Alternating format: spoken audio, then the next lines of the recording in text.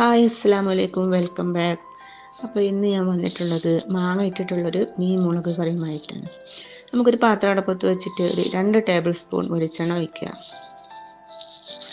ഇനി ചൂടായി വന്നിട്ടുണ്ട് എണ്ണ. ഇപ്പോൾ ഒരു ടീസ്പൂൺ ഉലുവ ചേർത്ത് കൊടുക്കുക. ഇതൊന്ന് മൂത്ത് വരുമ്പോൾ നമുക്ക് ഇഞ്ചിയും വെളുത്തുള്ളിയും ചതച്ചത് കൂടെ ചേർത്ത് കൊടുക്കുക. ഇതൊന്ന് നന്നായി മൂക്കട്ടെ. അതിനുശേഷം നമുക്കൊരു 4 പച്ചമുളക് കീറിയത് കൂടെ ഇട്ട് കൊടുക്കാം.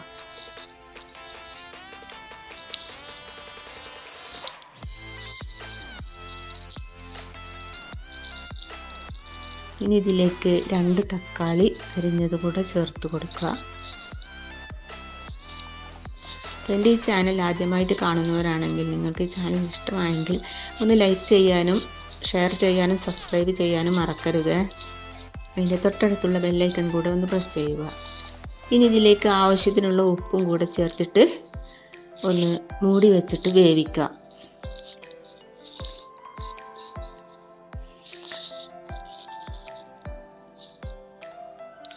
ഇപ്പോൾ തക്കാളിയൊക്കെ ഒന്ന് വെന്ത് വന്നിട്ടുണ്ട്. ഇനി നമുക്കിതിലേക്ക് ഒരു 1.5 ടേബിൾ സ്പൂൺ മുളക് പൊടി ചേർക്കാം.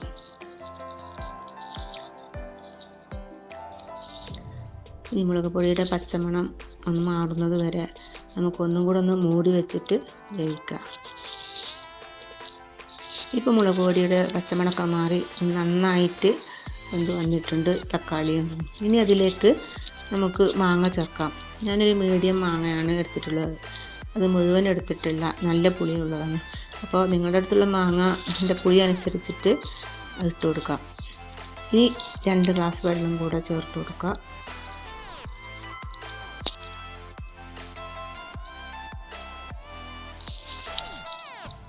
ഇനി ഇതൊന്ന് മൂടി വെച്ചിട്ട് ഒരു തിള വരുന്നത് വരെ ഒന്ന് വേവിക്കാം. ഇപ്പോൾ ഇത് നന്നായിട്ട് തിളച്ച് വന്നിട്ടുണ്ട്. മാങ്ങ വെന്തുടയരുത്. ഇനി ഇതിലേക്ക് നമുക്ക് മീൻ ചേർക്കാം. ഞാനിത് ആമൂറാണ് ഇട്ടിട്ട്, ആമൂറിൻ്റെ തല. ഈ തല കൊണ്ട് മുളക് കറി ഉണ്ടാക്കിയിട്ടുണ്ടെങ്കിൽ നല്ല ടേസ്റ്റാണ്. അപ്പോൾ ഈ മീൻ കറി ഉണ്ടാക്കുമ്പോൾ നിങ്ങൾ അപ്പം തന്നെ ഉണ്ടാക്കിയ ഉടനെ തന്നെ ഇത് കഴിക്കരുത്. ഒരു ദിവസം ഇരുന്നതിൻ്റെ പിറ്റേ ദിവസം കഴിക്കുന്നതാണ് ഏത് മീൻ കറീൻ്റെയും ടേസ്റ്റ്. അപ്പോൾ ഇനി ഇതിലേക്ക് കറിവേപ്പില ഇട്ട് കൊടുക്കാം. ഇനി കുറച്ച് മല്ലിയില അരിഞ്ഞത് കൂടെ ചേർത്ത് കൊടുക്കാം. അപ്പോൾ നിങ്ങൾക്കിത് ഇഷ്ടമായിട്ടുണ്ടെങ്കിൽ നിങ്ങളിന്ന് ഉണ്ടാക്കി നോക്കുക, എന്നിട്ട് അഭിപ്രായം പറയണം. അപ്പോൾ ഇന്നത്തെ വീഡിയോ ഇത്രയേ ഉള്ളൂ. ഇനി മറ്റൊരു വീഡിയോയുമായിട്ട് വരുന്നത് വരെ അസ്സലാമു അലൈക്കും. ഇൻഷാ അല്ലാഹ്, ബൈ.